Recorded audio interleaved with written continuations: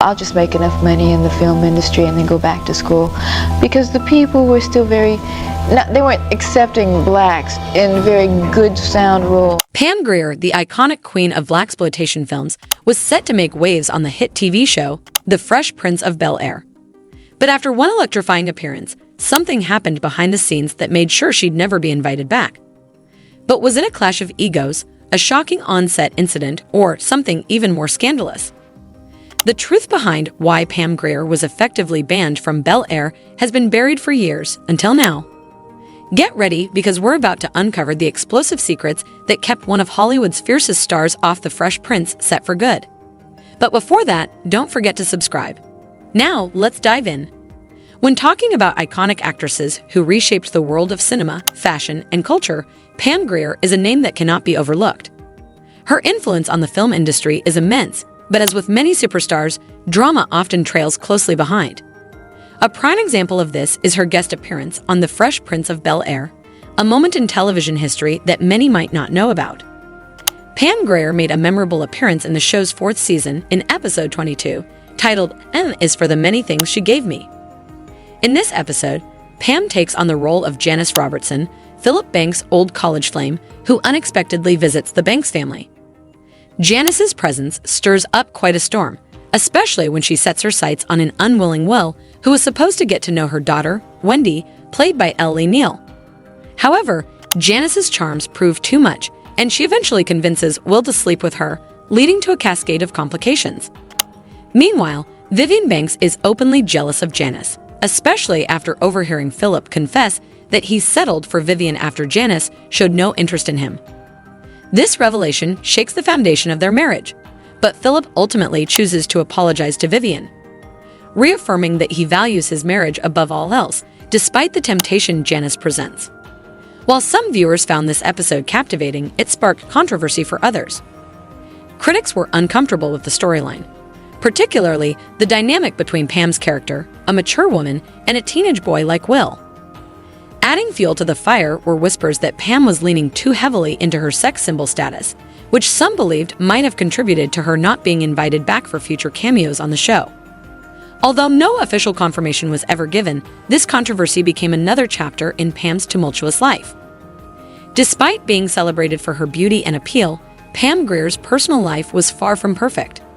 Her love life was filled with turmoil, and her early years were marked by deep trauma. At the tender age of 6, Pam endured a horrifying experience at the hands of her cousin and his friends, a dark shadow that would linger over her life. This event changed her forever, making her withdraw from others. She developed a stutter and became fearful of being around people. The incident weighed heavily on her, and she chose to keep it a secret, terrified that revealing it would tear her family apart. In her own words, she resolved to stay silent, to see how long she could endure and how much strength she could muster with this burden inside her. Her grandparents' farm in Wyoming became her safe haven, where she learned to ride horses, a skill that would later prove useful. Over time, her stutter faded. Pam enrolled at Denver's Metropolitan State College, dreaming of becoming a doctor. But at 18, a date took a dark turn when the man brutally assaulted her, pushing her deeper into isolation. In her memoir, she recounts surviving 4 attacks, 2 as a child, 1 as a teenager, and 1 as a young woman. These experiences led her to dress down and make herself less noticeable, hoping to avoid being targeted again. She carried this painful memory alone for a long time, trying to cope in silence. When she finally confided in her boyfriend, his response was heartless. "Wow, you're tainted." That relationship quickly ended. Pam's romantic life continued to be tumultuous. She met Wilt Chamberlain, the legendary basketball player who claimed to have slept with over 20,000 women.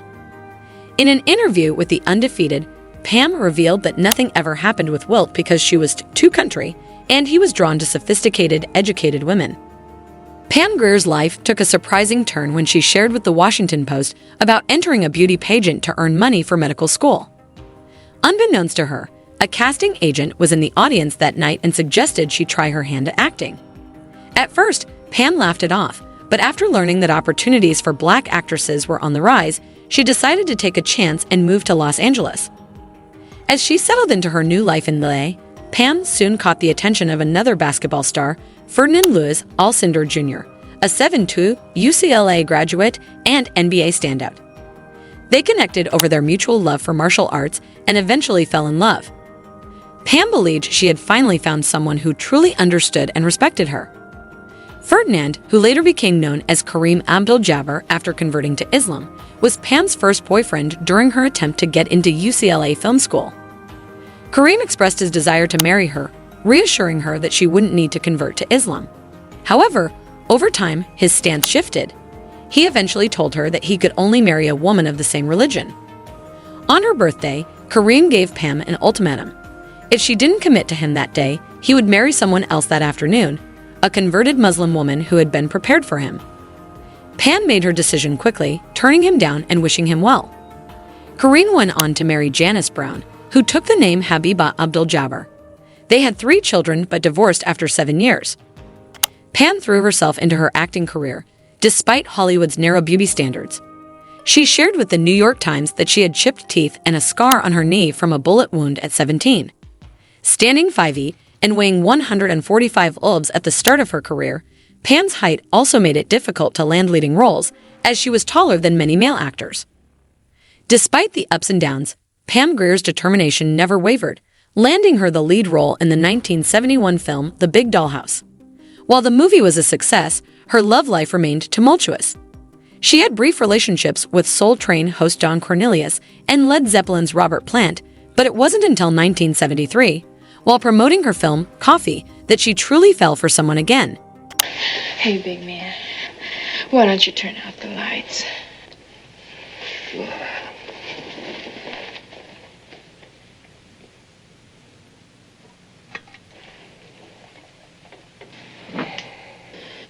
This is the end of your rotten life, you pusher. It was then she met Fresh Prince, a rising comedian, and their connection was instant. Pam even considered marriage, but Freddie's growing addiction became a significant issue. Pam revealed that Freddie's habit was becoming a daily routine, something she couldn't accept. Freddie would often show up unannounced, eventually confessing to Pam that he was trying to get her pregnant because he loved her and was afraid she wouldn't marry him. Despite these challenges, Freddie was incredibly supportive. Pam shared with Madame Noir that it was Freddie who encouraged her to pursue Broadway, wanting her to shine as a star without feeling threatened by her success. However, his struggles became too much, leading Pam to end the relationship, though they remained friends. Freddie moved on and had a son, Fresh Prince Jr., with Kathy Cochran. It was Freddie who introduced Pam to the legendary comedian Richard Pryor.